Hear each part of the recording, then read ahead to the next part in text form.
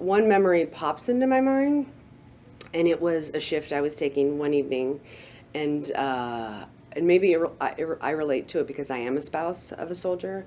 But it was a woman, and she was here with three of her young kids. I'd say they were probably under the age of 6, and they had just found out that they had a death in the family, and her husband was deployed, and she was stuck here traveling.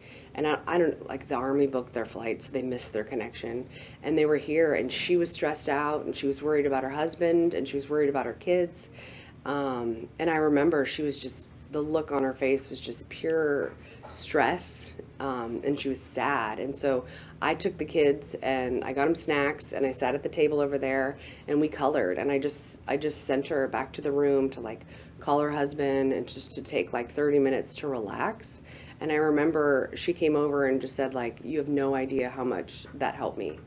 And I was like, I think I do. Like, I think it's a connection. Like, if you're a spouse and you help a spouse, you definitely feel that, like, sense of accomplishment for sure.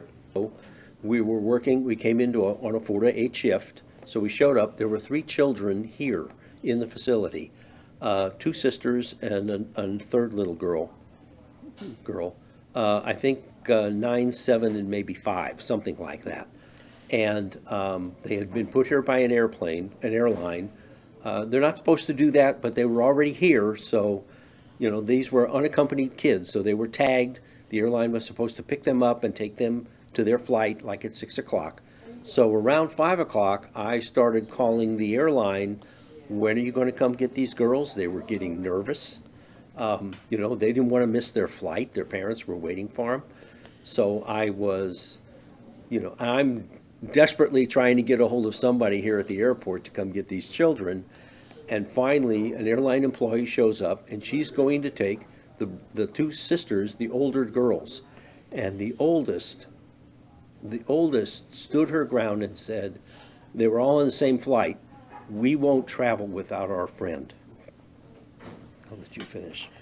And I, it was just, the child, they bonded while they were here, and she was taking responsibility, which I thought was great. We talked to the parents on the phone and just praised this little girl. It was, and the parents were so thankful, She was not going to leave that other child. Yeah. And that's really heartwarming. I mean, that goes to say a lot about the way these kids were raised.